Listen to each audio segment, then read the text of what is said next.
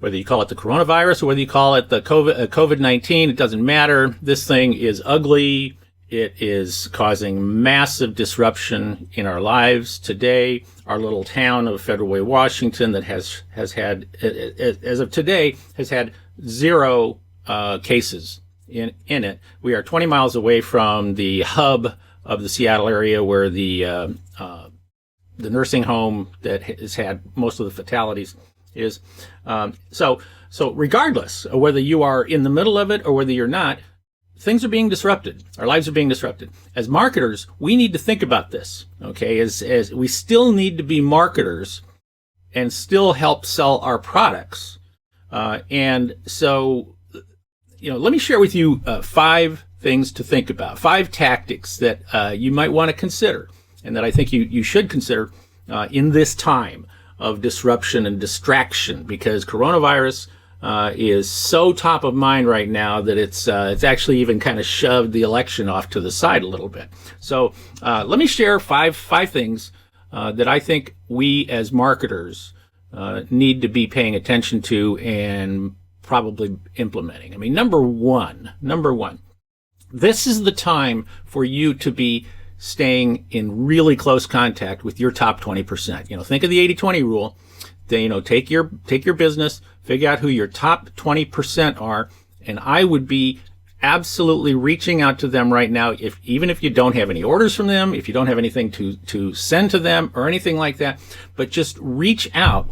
Number one, say thank you very much for being our customers, our clients, and in this time of disruption and uncertainty, we're here, okay? And we want you to know that we're here for you too, and take really, really good care of your top 20%. I mean, if anything, like I say, personally reach out to them, whether you're don't just email them, pick up the phone and call them, write them a note or something, but take care of your top 20% right now. Okay.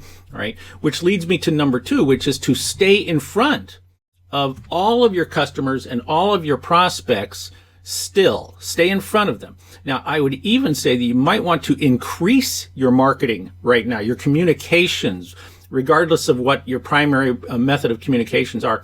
If it's email, which I would assume it probably is, a couple of things about that. Number one is I'm saying increase your communications. I'm not saying increase your sales pitches. What I'm saying is add some more communications to it, but increase some messaging with empathetic messaging. Acknowledge the coronavirus. Talk about what your company is doing. Reach out, say, hey, what are you doing to help your company? Are you sending people home to work out of their homes? Are you having shorter hours? Are you doing the 3 meter or 6 foot separation of people? What are you doing? Or are you doing nothing? Start a communication with your people, start engaging with them and talk to them a little more. And the reason why I say talk to them a little more right now is because people are so distracted by the coronavirus that when they go online and they go in their inboxes or they go to forums or anything like that, the talk is the buzz is so loud for the coronavirus right now that it's hard for them to see standard messaging that's coming from us. And so we need to be able to break through, use some pattern interrupts to break through. And maybe one way to break through into their heads is by simply increasing the amount of communications that you have. And if you include empathetic messaging, that might break through it as well. But we still got to market. We still got to do this. So I would push a little bit harder than I have been. Number 3, think multi-channel, not just omni-channel, multi-channel. Integrated marketing, however you want to look at it. But if you are primarily online, which most of you are, if you're primarily online, you might want to think about going offline. Like I talked about, hand writing notes to your top customers. Well, you might want to think about using direct mail as a method to communicate with people right now. Our tool of choice out of our office is to send greeting cards, because greeting cards will get opened. And you can use greeting. You can create, a mass greeting card mailing. You can do that online.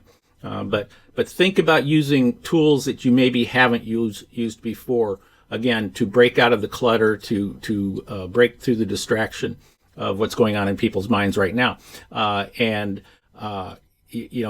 you want to do is try something new right now, because the same old stuff is not going to. The same old stuff sent, the same way, the same amount is not going to be as effective as it was before, as effective as it was without this coronavirus distraction. Okay.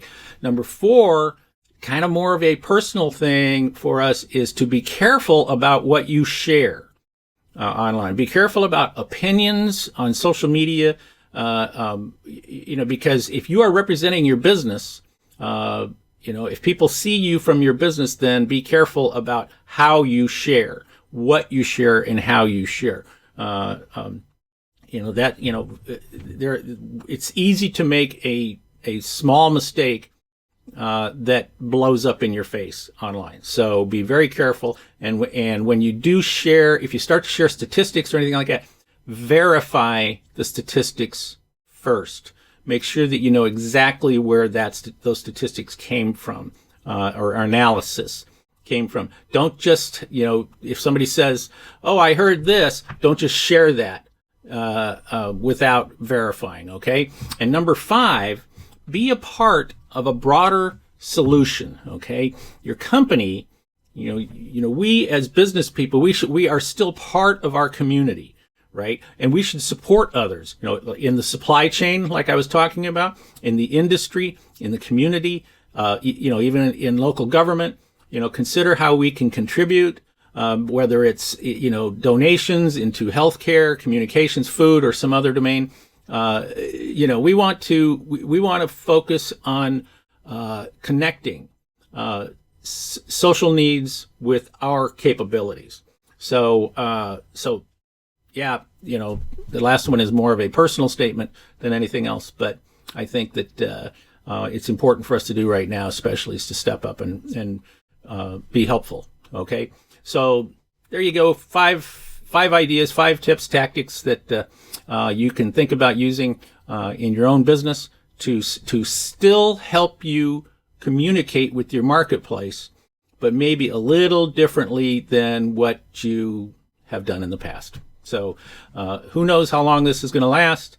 It could be weeks, could be months. We don't know. But it is different. It's disrupting us, and we have to respond commensurately.